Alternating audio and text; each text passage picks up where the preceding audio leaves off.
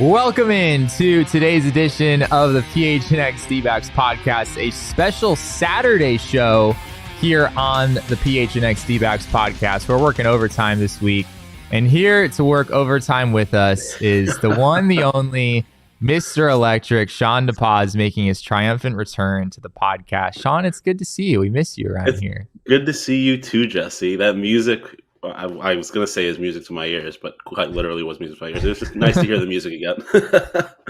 So for those who don't know, Shawn joined the dark side and now is producing a hockey show for ALLCITY called What Chaos. I will be fully upfront and say that I'm not a huge hockey person, so I couldn't tell you much about what Shawn does on an everyday basis, but everything I've heard is very positive. It seems like things are going great. Shawn is now stationed out in Boston doing that full time. Shawn, what is Boston like? Like it's cold and miserable this time of year, right? Cold and dark. It's 4:50 as we speak, and it is dark like it is 9 p.m. I don't like that. It's definitely different, but I like it. It feels like home. I've eaten about like 23 different chicken parms in the 2 months that I've lived here. So I'm enjoying it for sure. It's definitely a change of pace from Phoenix, though. That's for sure. Is that like Boston cuisine, chicken parm? Is that the thing? Yeah, just like Really? pizza shops everywhere, or like you just get subs and pizza and stuff like that. Like there's just pizza shops everywhere, and all of them have chicken parms. And I don't know, I love chicken parms. So I've been eating a bunch of those steak bombs. Those go crazy too. There's this one sandwich I got that's like a chicken parm with prosciutto on it, and it's probably the best thing I've eaten since I've gotten to Boston. The food out here is pretty good. It's different than Phoenix food for sure, but it's pretty good. Sounds pretty amazing. I must say I'm a little disappointed. It doesn't really sound like you've picked up any kind of Boston accent at this point, which I was really counting on. I can start going over my R's if you need me to. The haba. I left my car keys and my khakis. Is that I mean, that's a real thing, right? Like I've never been to Boston. I've always wanted to go, but that's like the most appealing part of it to me is just walking and hearing people talk like that. It's crazy. It's not like everybody, right? It's not like you've gone to like England and everyone has an act but like you definitely like I go to the grocery store. I did it as like I did the grocery store. Like you go to the grocery store and like I go to get like deli meat and they're like they just like there'll be like three guys behind the counter talking about Mac Jones and the Patriots and how Bill Belichick isn't getting the job done. And all, like it's like you dropped into a different world for sure. It sneaks up on you and you're like, I forgot people talk like that. Yeah, one of my favorite Super Bowl commercials ever. I don't know if you guys remember this. I already know what you're talking about. The Smart Pot commercial from like a couple of years ago. I'm not a huge like Super Bowl commercials guy necessarily, but I was in college at the time and we were like playing that on the screen like over and over again. Some days like I would be having a bad day and I just like Google the Smart Pot commercial. It would just make me feel better. There's something about the Boston accent. It just, I don't know. Why does that not surprise me about you, Jesse? I don't know. I'm very strange like commercial.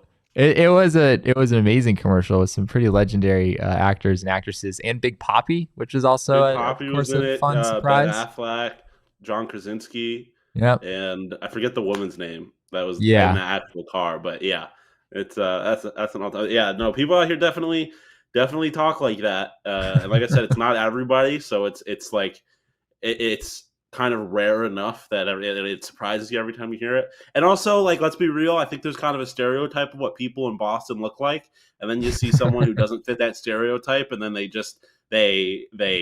have that accent, and you're like, oh my god, I was expecting you to talk like that. Well, so last time you were on the PHNX Diamondbacks show, Shawn, we were trying to figure this out. we think it was sometime during the NLCS. Where the Diamondbacks were cruising along. They had made the playoffs. You, of course, were part of our show from some point in the summer, some point during the middle of the season. You, me, and Derek, those were the good old days. And then, Diamondbacks find their way into the postseason. They certainly made waves once they got there, sweeping the Brewers in what wound up being a 2-game series, sweeping the Dodgers. And one of the greatest things that's happened in the Diamondbacks history, as far as I'm concerned. We're going to get into that a little bit later. But yeah, I mean, I felt really bad for you at the time because it was like here we are. Shawn's been a part of this thing throughout most of the year, and then the Diamondbacks are on the brink of the World Series, and it's like, all right, yeah, Shawn has to go do something else now. But obviously, the Diamondbacks did find their way to the World Series. The results once they got there, not great. They wind up losing the series 4-1, even though they held their own in a lot of those games. The one game that they did win was in convincing fashion. I think it was a 10-1 final score. So they didn't embarrass themselves by any means, but didn't play as well as I'm sure they were hoping to. I'm just curious for you, like looking back on all this and, the life you used to have here in Arizona. I'm sure you're still following the Diamondbacks from afar, but how did it kind of sit with you, like as the playoffs was happening and watching the World Series and all that after you left? It was very odd because obviously I was going through like a pretty significant life change at the moment too. Sure. Like I was moving across the country, and I ultimately ended up watching the World Series like alone in my hotel room, which was obviously a pretty different experience from what I had been doing throughout most of the playoffs. So it was like weird because I was distracted, so it like didn't hurt that much, but at the same time, like everything was numb. Like it was happening, and I was just like,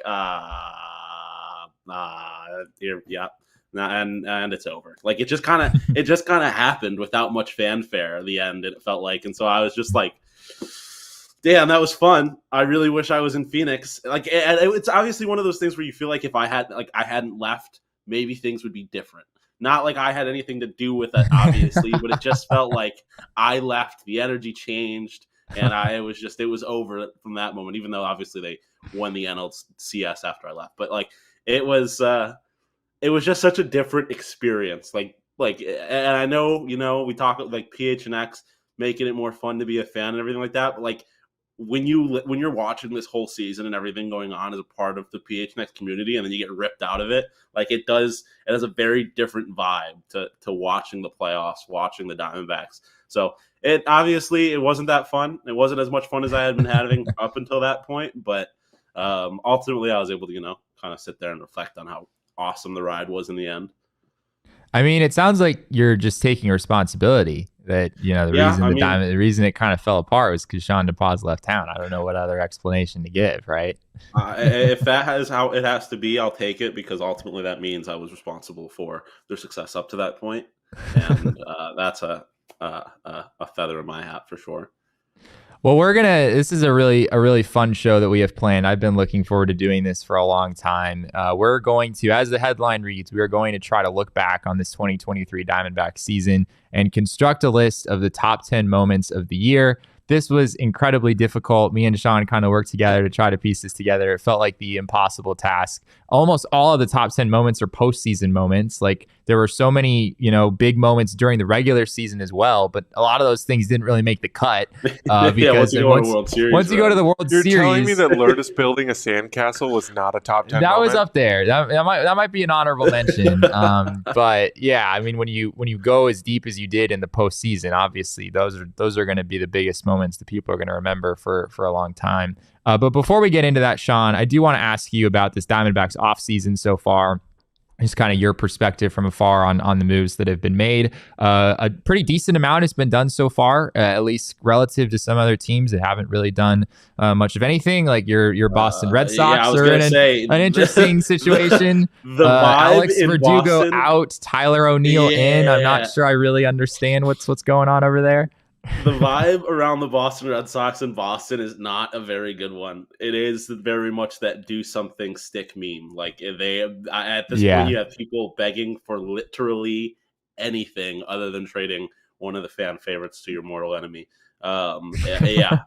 Not great. Obviously, didn't make many. They missed out on all of the potential big moves. So it's not fun. Things definitely look much nicer in Arizona. Yeah, I mean, I guess there's still a window of opportunity here. I mean, there's Blake Snell still out there, Jordan Montgomery's still out there. It kind of, I mean, the reporting that's been done makes it sound like the Red Sox are not really interested in spending all that much, which doesn't make a whole lot of sense to me. Obviously, being in the AL East doesn't either. Yeah, being in the AL East, like, I mean, it kind of looks like they're gunning for last place again. It's just kind of the reality of the situation, even though their roster's not terrible by any means. But yeah, here in Arizona, the Diamondbacks go out. They get Eugenio Suarez in a trade with the Seattle Mariners, a guy who really didn't cost them much of anything in terms of trade capital. Carlos Vargas, Sebi Zavala, going over to Seattle. Essentially a salary dump of sorts for the Mariners, gets the D-backs a third baseman that they sorely needed. D-backs shoot a little higher in the starting pitching market than at least I anticipated, bringing in Eduardo Rodriguez. Kind of curious what you have to say about him as a guy you're probably familiar with being a Red Sox fan. And then more recently, the Diamondbacks bring back Lourdes Gurriel Jr. Yeah, I mean, the Lourdes one was nice because I wasn't really expecting it. Like, honestly, if you had asked me before the postseason what was more likely, them signing Erod or re-signing Lourdes, like Erod always just kind of felt like a Diamondback to me. Lourdes seemed very much in the air. So that's nice to have him back, have that continuity. As far as Erod is concerned, like it seems very much like a double-edged sword. He's a guy that's had a very interesting career path and all of that stuff, and has had injury problems, but also we have seen that he could be a pretty amazing pitcher if everything is going right for him. And obviously with the way this team's set up right now, you're not necessarily asking him to be your 1 or 2. He can be your 3, depending on how Pfaadt is, maybe even your 4. So like it is a very exciting move for baseball reasons. And also just like, I think the signal it sends that they're clearly they're trying to win World Series is plural. Like they weren't. I was looking at a Twitter thread earlier of people calling the Diamondbacks run a fluke, and it's like, you can say that if you want. The roster is a pretty good roster, whether you like it or not. But they are clearly improving it. Even Suarez, like it's very nice, and also the feeling that like they're not done. There's hopefully more for them to do. Like, especially when you're in my situation, when you're sitting in a city like Boston and listening to how people are talking about this team, a big market team, an owner with a lot of money. He owns one of the biggest soccer clubs in the entire world, but apparently doesn't have enough money for his baseball team. It's pretty awesome to look at the Diamondbacks and be like, that's a team that is like, if you're a sports fan, that's how you want your team to operate. You want to have that little bit of success and then to go for it. The owner to spend money, even if it's a quote unquote small market team. Like it is like this offseason is like all the rewarding parts of being a fan of a team like this. And so it's really encouraging because I think they're undoubtedly a better baseball team, a very good baseball team. The expectation, I think, is going to be obviously higher than what it was last year. I don't necessarily think that it's World Series or bust, honestly, now at this point. And so like it's a fun, exciting time to be a Diamondbacks fan. And like I said, hopefully they're not done yet. Do you really think it's World Series or bust? Like we had this conversation a couple weeks ago. I think you have to get back to the postseason. That seems to be a consensus for everyone. But once you get to the playoffs, 2023 was Exhibit A. Anything can happen. Like if you can get dropped in the first, if you can get swept in the first round with the Dodgers roster, then with the Diamondbacks roster, who's to say what happens? Once you get in. It's World Series or bust in the sense that like there's nowhere to go back. Like there's nowhere to move forward in the sense that you obviously were just other than World Series, that, than winning the World Series, right? And like they're not putting this roster together to make a wild card again and then maybe win a wild card series. Like they're putting this roster together to try to get back and then this time win the World Series. And so obviously, you get to the playoffs, anything's possible. But like, if you're if the Diamondbacks this year are the Brewers last year, then I think the season is a failure. Like they won their division, they didn't win their division. They won. It's not a great division, but not a great division, but they won the division, and then they got swept in the wild card. Like that's not a successful season for the Diamondbacks this year. Like, if you get back to where you were last year in a situation with the Dodgers and you end up losing to them, like, okay, that's not necessarily. Obviously, it's a failure of the season because you didn't win, but it's like this is the Los Angeles Dodgers. This is the 2024 Los Angeles Dodgers, the greatest professional sports team to ever be assembled, apparently. That is what it is. But I definitely think that, like, in the minds, like, you're not going to hear from this organization what you heard in the beginning of last season, the offseason last year, where it was like, hey, if we win 75 games, it's a good season. Like, that's not going to be the messaging. At least it better not be. I think the messaging is going to be, this is a team trying to win a World Series. Yeah, I think that's totally fair. We're gonna jump in here into trying to put together this top 10 list, which, again, totally impossible. You guys are probably gonna hate some of the decisions we made, but no matter what, you're going to be hated in some ways if you do this. I'm convinced after trying to give it a shot. But before we get there, I want to tell everyone about our friends over at Illegal Pete's. Shawn, of course, can attest to Illegal Pete's and the days of having Illegal Pete's in the office and how great those days were. But chicken parm, Shawn. But chicken parm. Okay, chicken parm is great, but you're not getting Illegal Pete's up here. Like, it's you can get chicken parm anywhere. You can't get Illegal Pete's anywhere. That's a man of business right there. I think they do have Illegal Pete's in several other states, if I'm not mistaken. I'm assuming Illegal Pete's is not in Massachusetts. Yeah, it's probably that'd be pretty far to go. Colorado. It is in Colorado. They've got Canes out here randomly though. Oh, that's get lit, Illegal Pete's out here. Get Illegal Pete's out here. Pete's needs to be out there just for Shawn. Illegal Pete's does. Like, we're gonna have to get on that. Yeah. You know how it would eat on all these college campuses they have out here, like Berkeley. That's just why not? UBC, get an Illegal Pete's out here, dog. Yeah, there's Jesse, like you specifically get it out here. There's like 800 college campuses in Boston, as far as I'm concerned. So yeah, I mean, it feels like Illegal Pete's. That would just be an easy win for them. But yes, whether you are shopping for a margarita maniac or a queso connoisseur, Illegal Pete's is your one-stop shop to spread the cheer. Grab $100 in Illegal Pete's gift cards and get an extra $25 gift card for free. If you're looking for some fun, belated stocking stuffers, you can check out their holiday merch sale as well. All of their t-shirts are just $15 through the end of the year, so be sure to take advantage of that. Of course, we always would love for you guys to become PHNX diehards here at PHNX as well. Lots of exclusive content available, all of the best writing that we produce. A lot of the stuff is out there, but we also keep some behind the paywall. You can get writing from myself, from Craig Morgan covering the Coyotes, Gerald Bourguet with the Suns, and so much more. So that it's worth it for that all by itself. But beyond that, you also get a free t-shirt every year from the PHNX Locker. You also get 20% off all events here at PHNX. That includes all of our takeovers that we have planned next year. Shawn, I don't know if you heard, but we are planning an outing at the swimming pool at Chase Field next year. Which you might have to make a trip back for that. I don't know. I might have to. I don't know. Like, do you know when exactly it is? Because my birthday is in the summer, so I think it's July 31st. I don't know if you know what that is, Jacob. July I'm pretty sure 15th is my birthday. So sounds like a birthday trip waiting to happen. I have to make a birthday trip. Yeah, just come out for the whole month of July.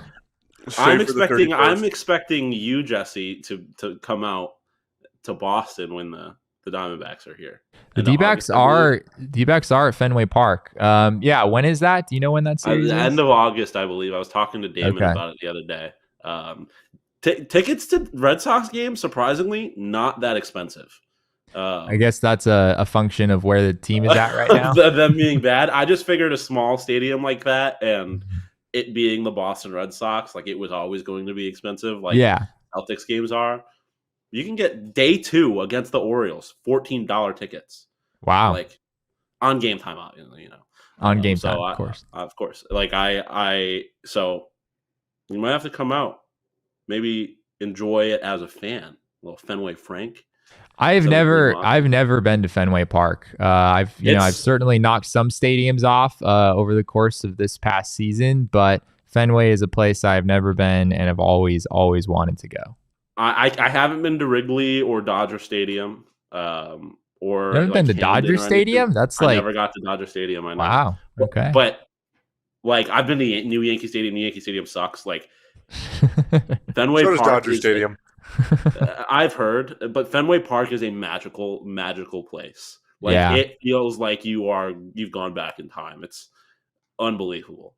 Well, you come to us in July. We'll come to you in August. We'll find a way. We'll find a way to make this work. But yeah, all that to say, you should become a PHNX diehard because it will save you money on all sorts of things. And then who knows? Maybe you have a little left over to hop over on the Game Time app and buy yourself some Fenway Park tickets.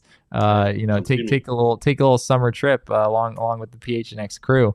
But yeah, with that, let's go ahead and attempt this impossible task of going through and looking back on this magical 2023 season for the Arizona Diamondbacks. I think that's pretty much the only way I can come up with to describe what happened this year. It's not like they won 100 games; they won 84, but it's amazing how far they were able to go, given where they started. We're gonna start at the very bottom and then kind of work our way up over the course of the season. We have a couple of honorable mentions here, so we'll start with that. We could have had like 24 honorable mentions, but we found a way to narrow it down to 2. But the first honorable mention that I want to bring up is the All-Star game.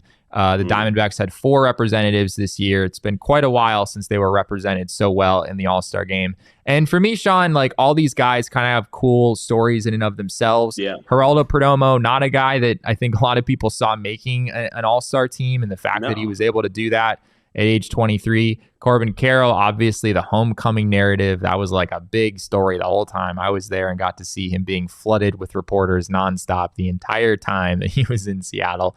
Zach Gallen starting the game, what an honor that was. And then Lourdes Gurriel Jr. hitting a foul home run. Hitting a home run that was eventually ruled foul upon replay review. That was a fascinating moment in the All-Star game as well. Yeah, and then proceeding to be like one of the worst baseball players in the league in the months after the All-Star game. Like that's also part of why it was crazy is that like it almost kind of made me reevaluate All-Star games because it was kind of at that moment where I was like, wait a second, we're giving these people awards that show up on like Hall of Fame plaques for half a season of baseball. Seems a little weird to me, but whatever. But yeah, no, I mean, it was a pretty awesome moment. Like I think that was a moment for Diamondbacks fans who are like, oh, like we're here. Like people are forced to acknowledge the Arizona Diamondbacks. And I think that's the thing just for Arizona fans in general, right? Is you often get ignored by the national media and you couldn't really when one of your players was starting the All-Star game. One of your players was the best rookie in baseball getting to play at an All-Star game in his rookie year.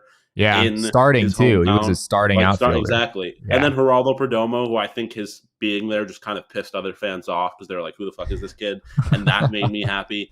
And then Lourdes Gurriel just showing that Diamondbacks will forever have won. I don't care what the numbers say with defensive replacement. They've won that trade with the Toronto Blue Jays, and having him immediately make an All-Star game, like that was awesome. It was just a great moment, I think, especially like halfway through the season for the Diamondbacks to get acknowledged because they were one of the better teams in baseball up until that point. So it was the first half of the season was like a lot of fun. Obviously not close to the fun we had in the postseason, but it was pretty cool. Yeah, that was kind of like as the wheels were falling off for the D-backs. Like they were like things weren't looking great on the field leading up to the All-Star break. That was viewed as kind of like all right, everyone step away, get some time with your family, come back, and hopefully things will look better. They didn't for about 3 weeks. It continued to be very rough.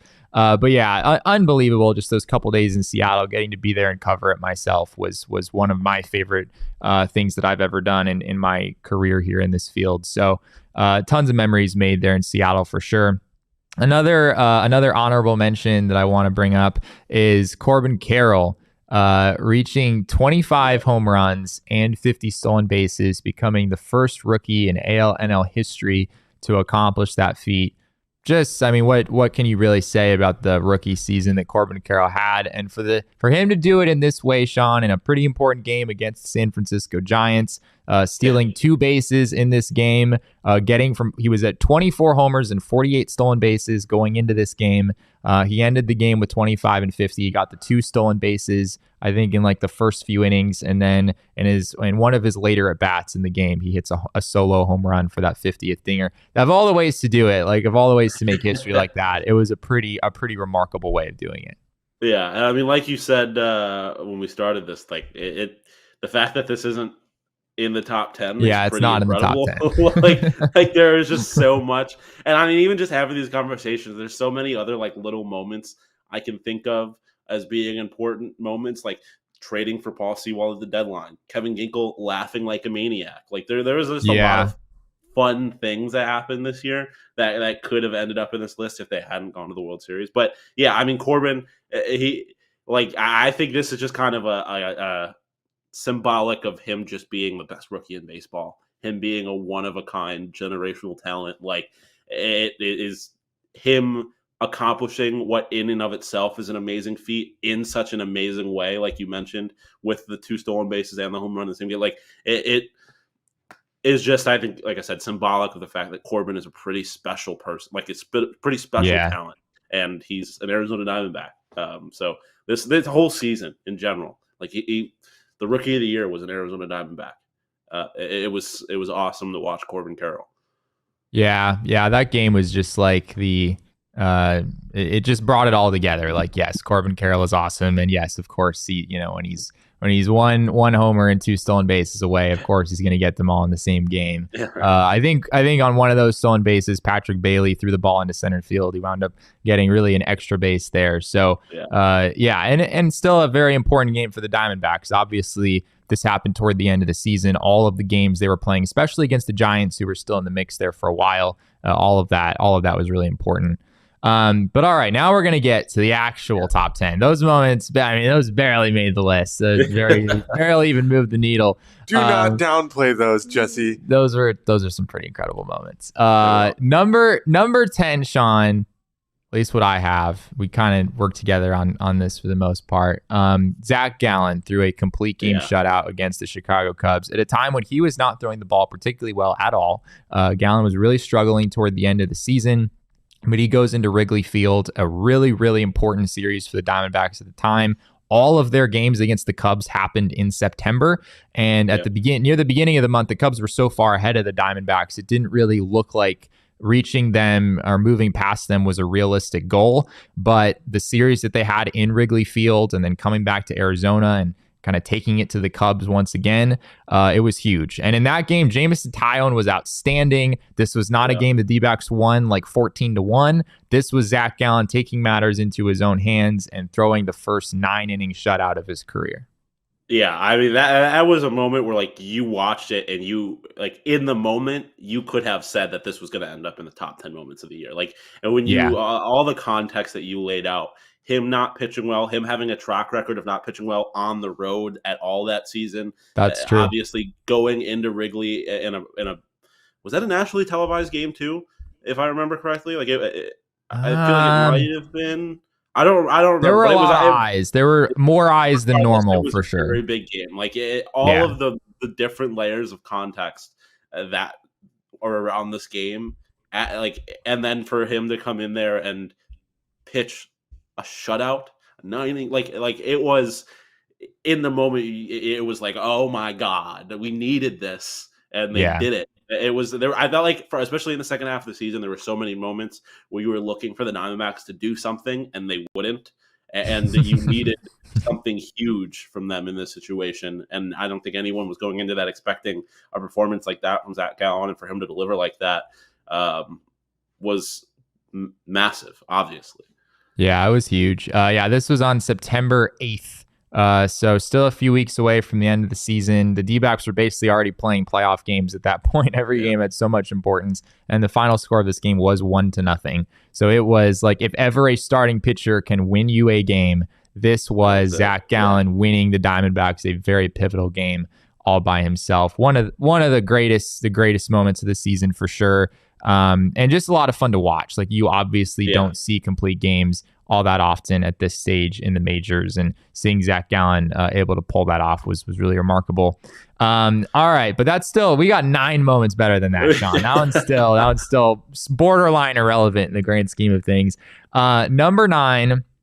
This was, I think a lot of these things could go in any order, but the first inning against Clayton Kershaw in the NLDS what had to make the list for me. This was the beginning of the season. This was like the first 5 or 10 minutes of the NLDS, and the Diamondbacks made a statement against Yes, a pitcher who does not have a great postseason reputation, but still a pitcher who is very much favored against the Diamondbacks in that game, pitching for a team very much favored against the Diamondbacks in that series.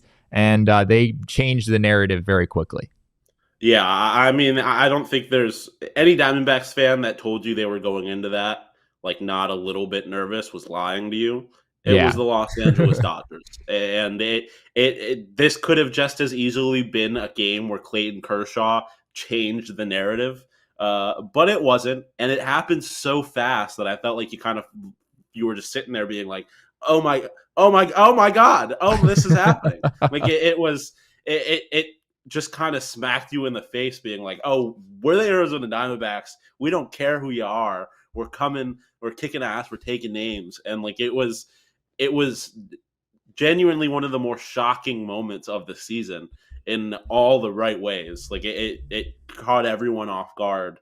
And I think it was at that moment where you were like, oh, this might be different. Like this might not be a Cinderella run that ends in the NLDS. Like, oh, you swept the Brewers. Cool. But now you have to go up against the Dodgers in going to Dodger Stadium. Like the narrative, I think for a lot of people was playing with house money. Like everyone wanted to win, but you knew also that if this is where it ended, the season was a massive success. But they smacked that right out of everybody. They smacked it out of Clayton Kershaw, that's for sure. And it was a lot of fun. You could argue that this is the number one moment because of the fact that it was just embarrassing the Los Angeles Dodgers, and that is always fun. But again, there was just so many amazing moments in this postseason that it's all kind of interchangeable. The look on Kershaw's face was worth about $1 million. I mean, the photo of him with his hands on his knees.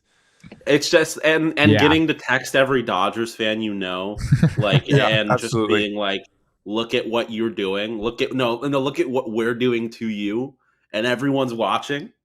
It's awesome. Like you spend all, and that's why, like, go sign Shohei Ohtani, go sign Yoshinobu Yamamoto. Like, they're terrified.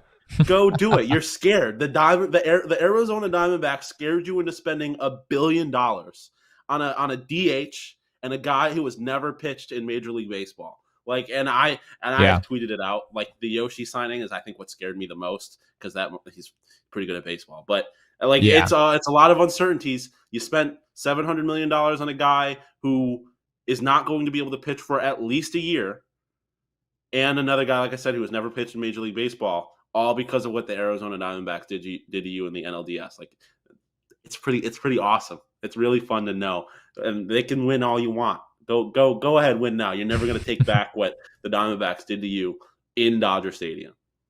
Yeah, and it wasn't that the Diamondbacks won game one. It was that the Diamondbacks really embarrassed the Dodgers in that game, right? And especially in those first few minutes. If you're just looking at the game log of how this inning transpired, it was a Ketel Marte double, which shout out to James Outman.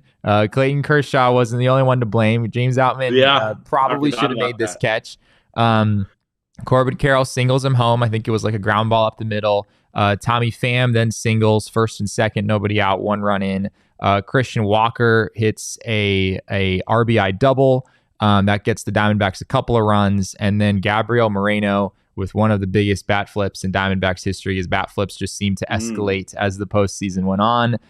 He blew the game open and made it 5-0, and then Evan Longoria gets in on the action later in the inning, doubles home a run. The Diamondbacks put a 6th spot on the Los Angeles Dodgers and Clayton Kershaw, and Kershaw did not make it out of the inning. It was 2/3 of an inning from Clayton Kershaw in game one of the NLDS, and that it very much set the tone for a series in which the Los Angeles Dodgers did not have a lead the entire way, which still boggles my mind to this day that the Diamondbacks played a 3-game series against the Dodgers, 2 of those games in LA, and the Dodgers never had a lead the entire time.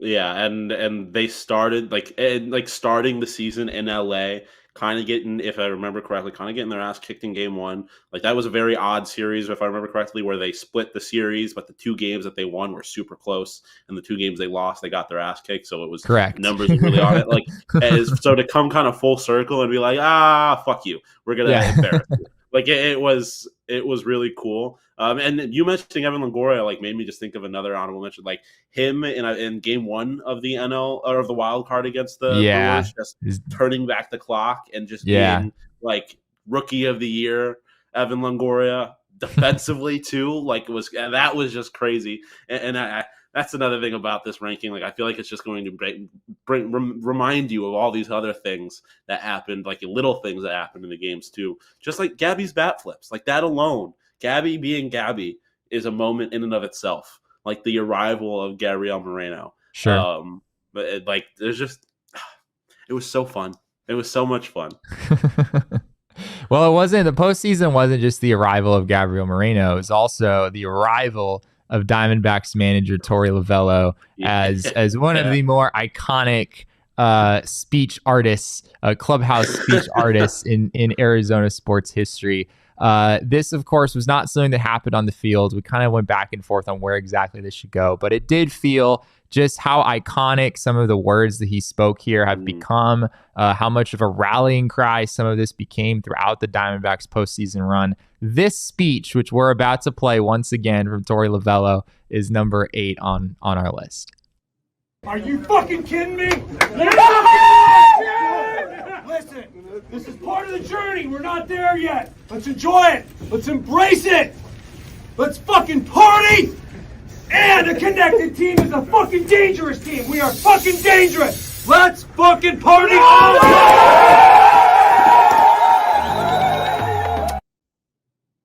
There is so much about that. Like the fact that he just was like clearly talking before he thought about what he was saying. Like it was just, he just kind of just like, and also a connected team is let's party. Like him just screaming, let's party at the end, like a frat boy, was hilarious to me. Like the whole thing was absolutely chaotic in the best way. And like you said, it like so much of it, a connected team is a fucking dangerous team. Like that was a rallying cry.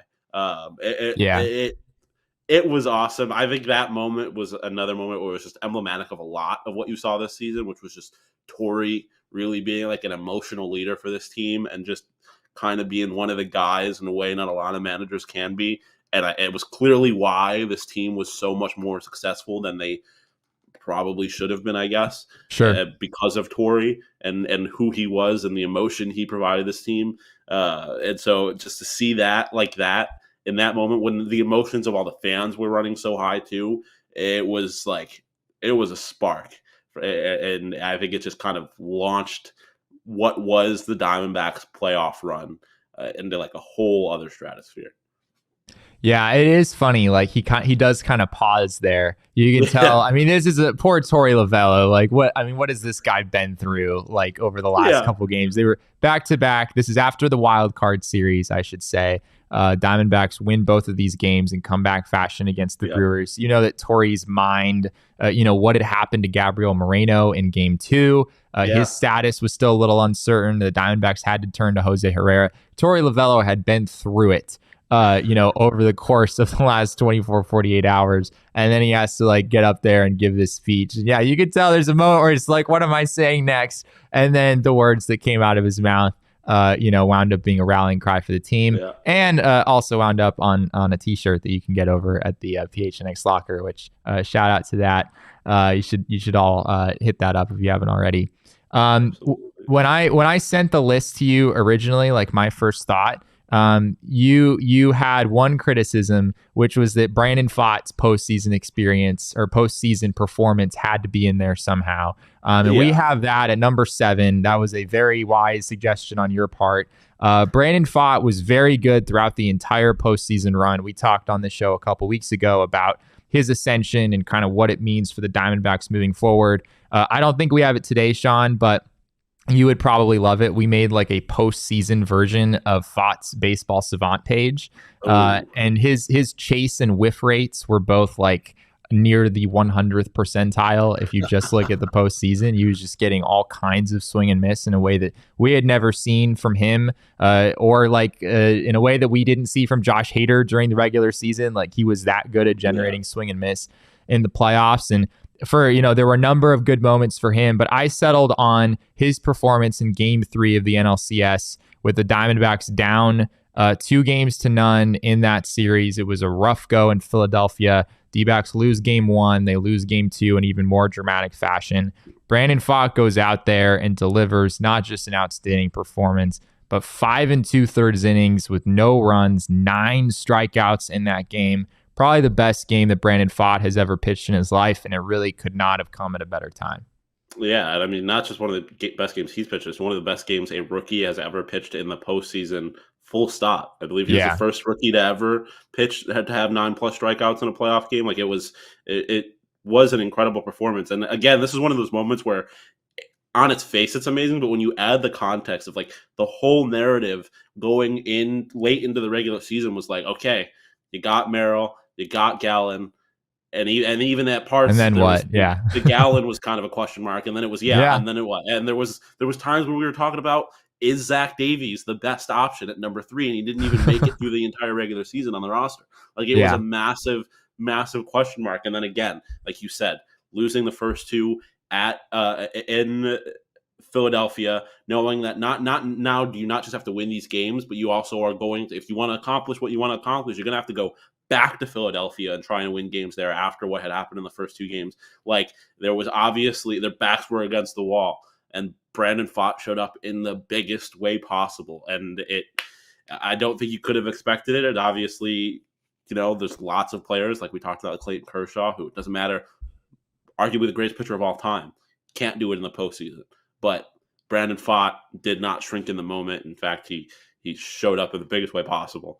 And so now going into this next season, it like that, again, huge for the postseason, but I think it reshapes how you look at this Diamondbacks team, because like I mentioned earlier with the Erod signing, like you're now in a situation where Erod is your number 3, and if Brandon Pfaadt is pitching like he did in this postseason, and then Erod maybe is your number 4, and that's, you go from having this time last year a giant question mark for a starting pitching rotation to now having one of the best 1 through 4s in all of baseball. Like that only happens if Brandon Pfaadt is pitching the way we now know he can pitch, because he did it in the biggest stage of his life.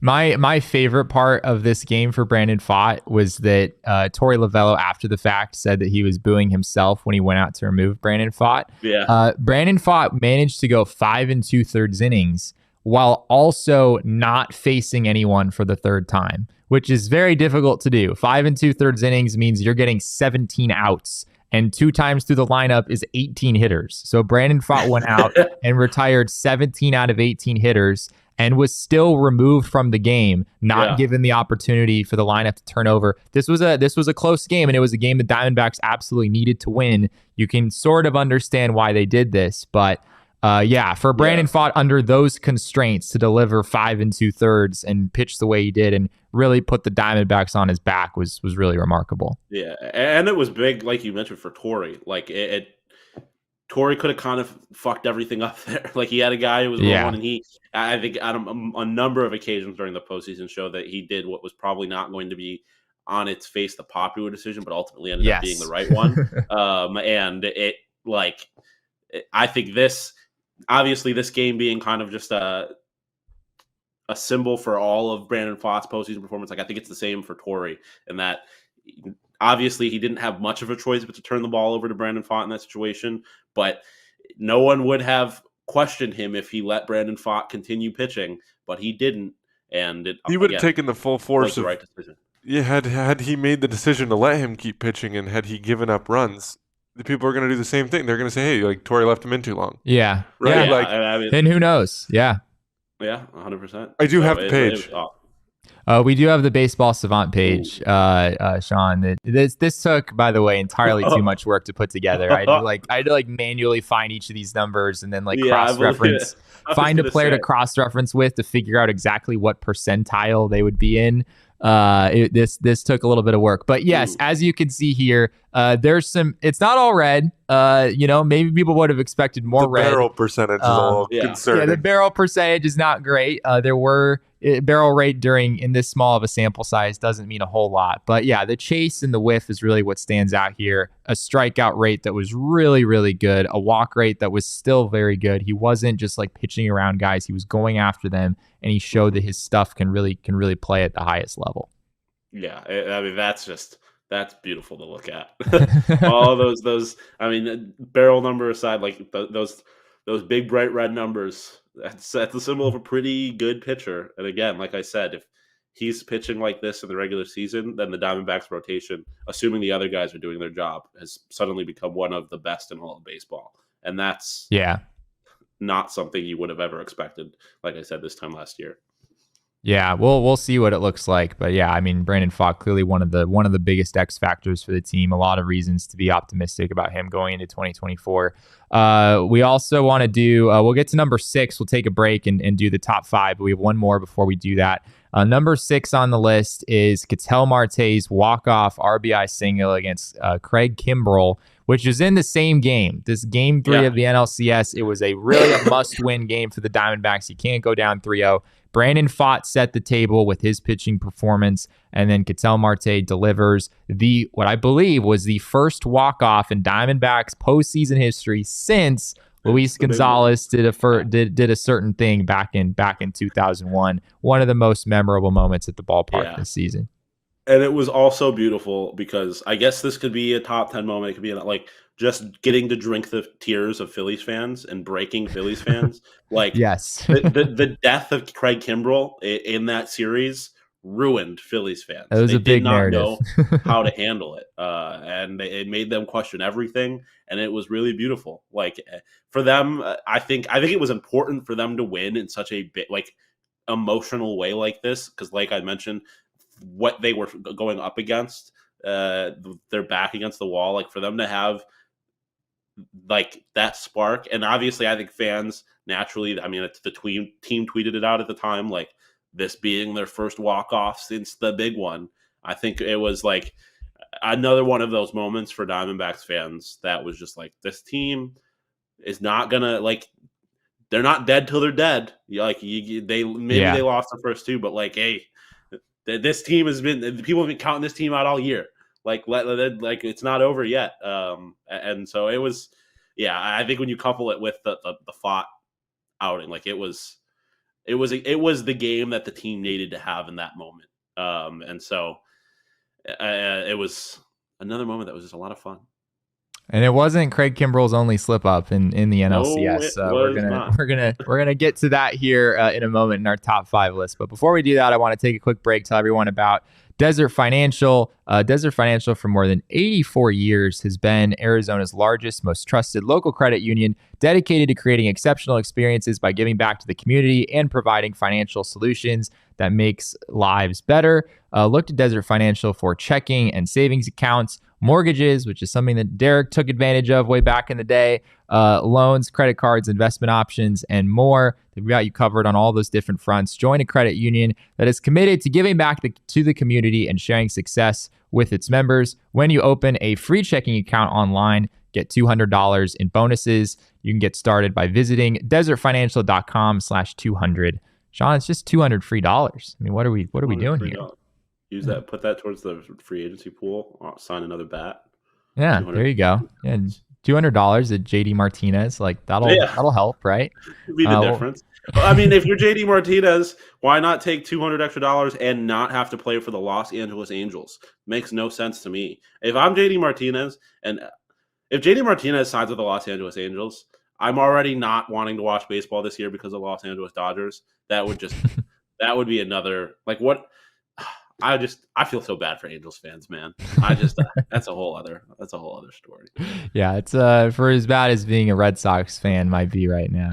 Being an Angels fan, probably even worse than that. It makes trading away Mookie Betts look like peanuts. You lost the greatest player of all time. Like the Red Sox were the only franchise before that could say that they had fucked up having the best player of all time because they kind of did it twice. And now the Angels are right there with them. They did it twice at the same time. Mike Trout. I could talk about the Angels forever. I feel so bad for those fans. Well, Shawn, I know there's not maybe a ton of sunshine in Boston this time of year, but I hope you have your shady rays for when the sun does come out again. The way the sun reflects off snow, it's blinding. You need sunglasses even in the winter. Don't sleep. There you go. You heard it here first. Yeah, Shady Rays. We love our friends over at Shady Rays. I love my Shady Rays. Wear them all the time. Arizona, very bright. If you live in the valley, especially, you should have some good sunglasses for sure. Shady Rays also offers the most insane protection plan in all of eyewear. Every pair of sunglasses is backed by their lost and broken replacements plan. If you lose or break your pair, even on day one, they told us they will send you a brand new pair, no questions asked. They have your back long after you purchase. We have people in the office who've taken advantage of this. I haven't lost my Shady Rays. I can't relate, but I do lose a lot of things, so it feels like it's only a matter of time. Exclusively for our listeners, Shady Rays is giving out their best deal of the season. Go to shadyrays.com and use code PHNX for 50% off 2 or more pairs of polarized sunglasses.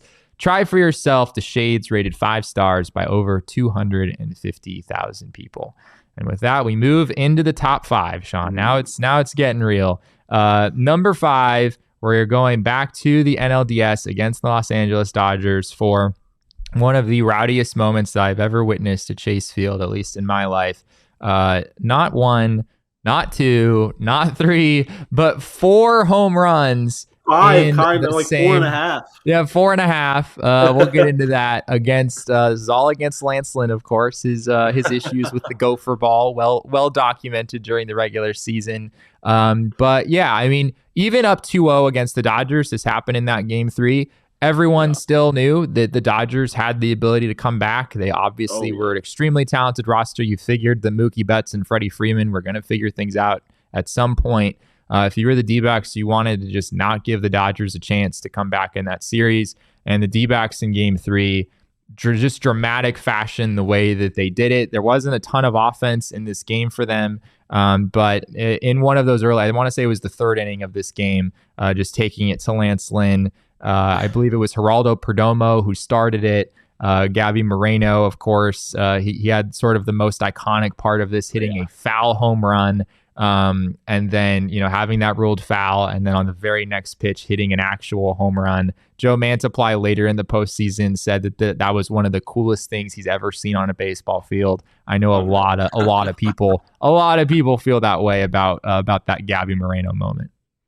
Yeah, no, that was magic. I mean, that was one of the cooler things I've ever seen watching the sport of baseball. Like it was amazing. Again, another one of those moments that is amazing on its face, but when you add all the context around it, like it being against the Los Angeles Dodgers, being in that game 3, like it, and then having the home run get called off and then hitting one immediately, it was awesome. Like it was, and when you have watched the first 2 games of that series, I think at that moment you couldn't tell Diamondback fans anything. Like the Diamondbacks were the best team in the world as far as Diamondback fans were concerned. For them to come out there and punch him in the mouth again like that, I think was just like, oh, I don't care what the Los Angeles Dodgers have done the last decade. Like, we own you now.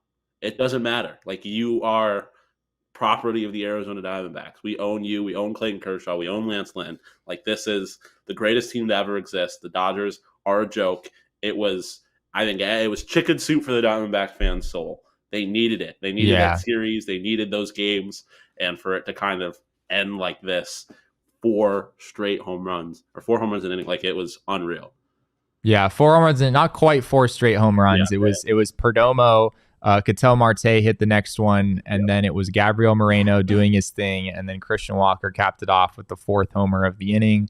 And Dave Roberts just sitting in the Dodgers dugout as this happened. Lance Lynn, just rough inning. I believe the Diamondbacks won this game 4-2, if I'm not mistaken. So I think this was the only.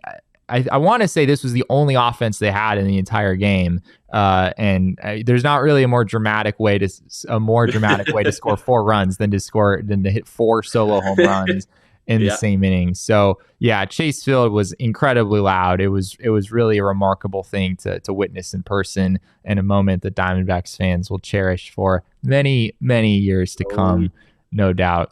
Number 4. Now we're moving into the World Series, one of the greatest performances by a Diamondback ever in the World Series. Merrill Kelly in Game 2 after a really, really rough game one against the Texas Rangers. The Diamondbacks were in position to win that game.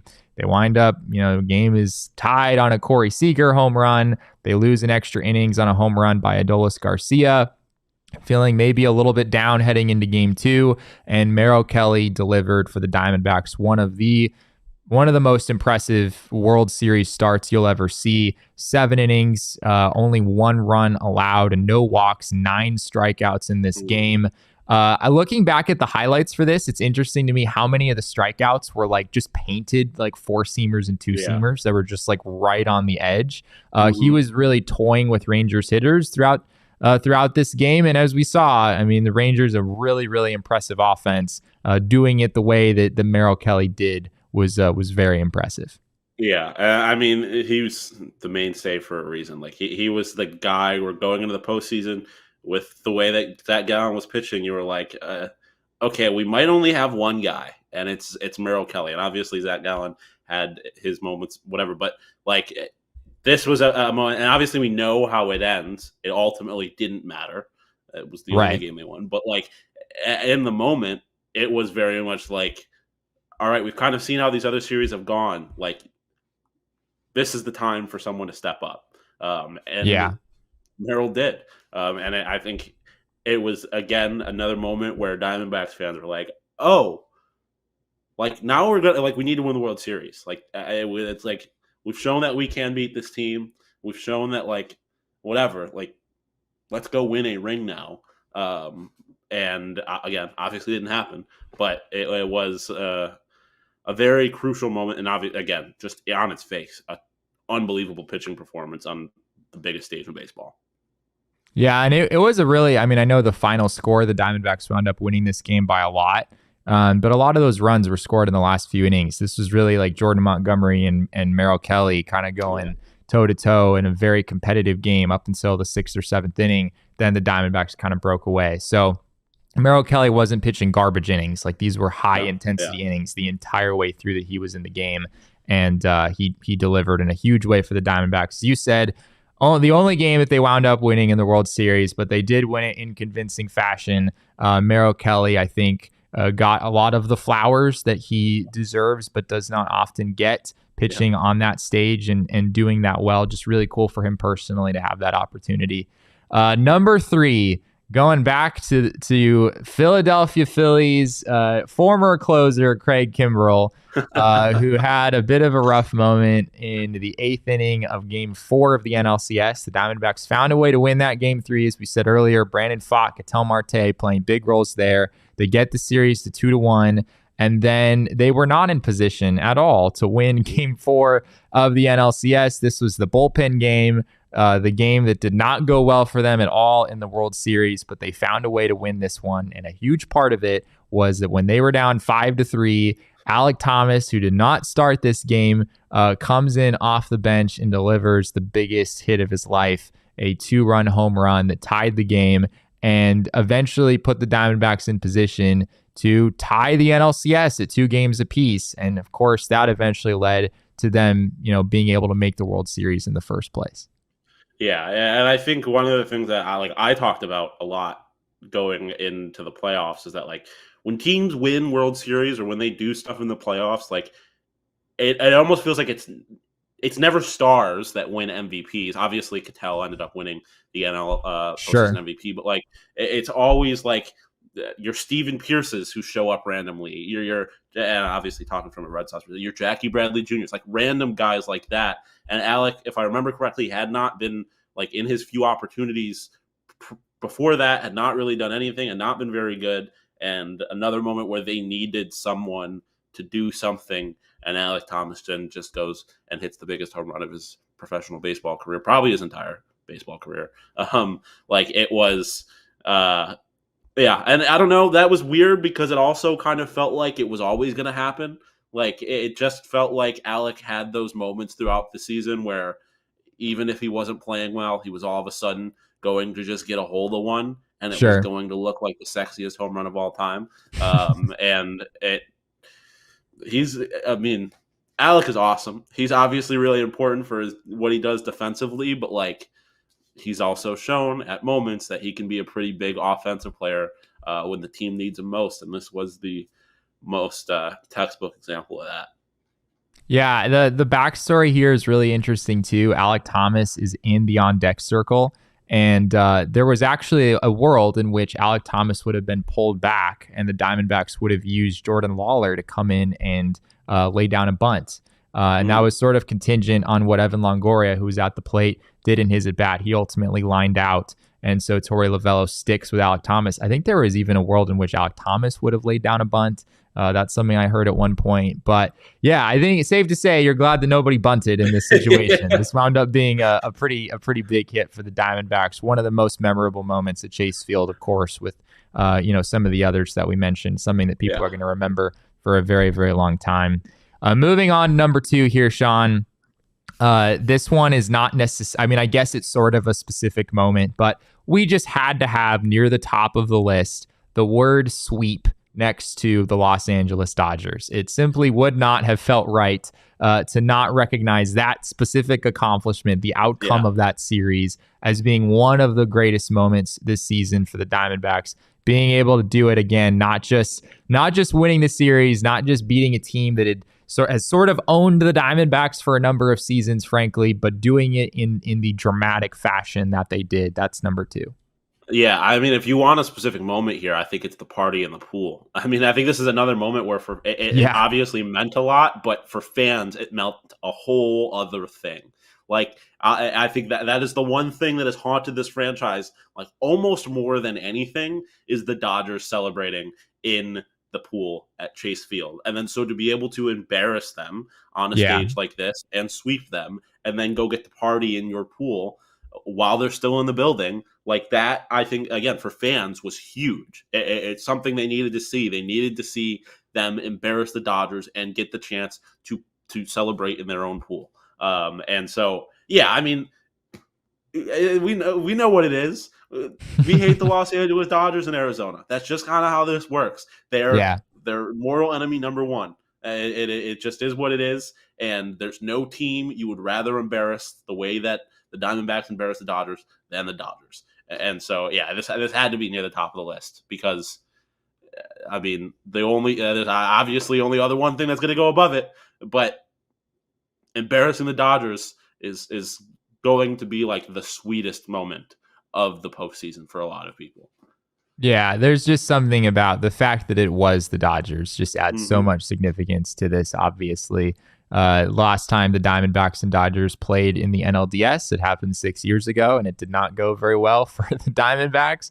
That series looked very different than this one, even though those two teams on paper were a whole lot more evenly matched than the two teams that met in the NLDS this year. But yeah, what a remarkable accomplishment that was for the Diamondbacks to take it to this team that has owned them for so many years and find a way to do it in such dramatic fashion. Anyone who was there at the ballpark, I mean, whatever you paid, which might have been a lot to get into that stadium, you are not regretting that purchase. No. That is exactly what you wanted to see. And that's exactly what you got back in October. And it sent the Diamondbacks to the NLCS. I mean, that's when things were starting to get serious. Like the Diamondbacks are one series win away from the World Series. And that leads us to number 1, which is when the Diamondbacks inexplicably they go into Philly. They were down not only 2-0 in the series early, but they were down 3-2 going into Philly. They find a way to eke out a win in Game 6. Corbin Carroll has a monstrous Game 7, is just all over the place, doing all of the things. And how fitting was it that the man who catches the final out, sending the Diamondbacks to the World Series, kind of going full circle here, is your record-breaking rookie, the 25 home runs, 50 stolen bases guy, the guy who more than any other player on this team is responsible for really turning around the direction of this franchise. It wouldn't have felt right if it was anyone else making this catch. Corbin Carroll squeezes it, and the Diamondbacks wind up going to their first World Series in 22 years. Yeah, I mean, you kind of said it all there. Like, the Arizona Diamondbacks are going to the World Series. Like, that's enough you said. Got to hear those words. Really, enough said. Like that. Yeah. The Arizona Diamondbacks made the World Series, and again, add the context. They were down 2-0. They were in the stadium that everyone said you couldn't win in. Yeah, like it was the most terrifying. And they broke the city of Philadelphia. The Eagles have sucked ever since then. Like, they have broken that city. They ended Craig Kimbrell's career effectively. Obviously, he's still pitching, but who cares now? He's still signed with the Orioles. He's still going to pitch. Yeah. Why? Sean, the Boston Red Sox have made a move. Oh, did they really? Lucas Giolito is a Boston Red Sox. Oh, really? Oh yeah. Okay. All right. Anyways, continue. That broke, so I just wanted to. I guess we're very much pulling back the curtain here. That we are recording this on Friday. So yeah, I guess the Lucas Giolito thing is old news. During free agency frenzy, probably pretty important, because if in the next 24 hours they signed somebody and we were talking about the Boston Red Sox being boring and not doing anything, whatever. But no one cares about the Boston Red Sox because they didn't even make the playoffs, let alone the World Series. The Diamondbacks, they did the improbable. I really appreciated that Ketel got to have the recognition of winning the NL postseason MVP. Like I had said for a lot of the season that in my eyes he was the most important player on this team. He was their MVP. But yeah, I mean they broke Philadelphia. Like, Philly fans are the worst. Like, obviously we hate the Dodgers and Dodgers fans suck, but the city of Philadelphia, the fans that they produce are they're not cool. I don't like them. They're annoying. They're crybabies. And we got to see them cry a whole lot of tears after that. And like I said, the Eagles suck. Like, they haven't been good. Like, they ruined the city. They fractured everything. Like, have you talked to a Philadelphia fan since then? They don't know what to do with themselves. They're like, oh, like that was the Phillies' chance. Like, if they had won, they would win the World Series, and now it's over. Now the Eagles suck. Who cares about the Sixers? Like, the Flyers are kind of good, but they're just going to break my heart in the postseason too. The Philadelphia fans are broken, and the Arizona Diamondbacks did that to them, and so it just makes that so much sweeter because I hate Philly fans. And then we got to watch the Diamondbacks in the World Series, where regardless of how it went, to see that patch on the jersey, to see the broadcast, to see the Diamondbacks logo next to the World Series trophy, like all of this stuff, to be able to experience that at a time when no one expected it. No one thought they were going to the World Series this year. It was a question mark if they'd even make the playoffs. And then they were in the World Series. It was just incredible. It was incredible.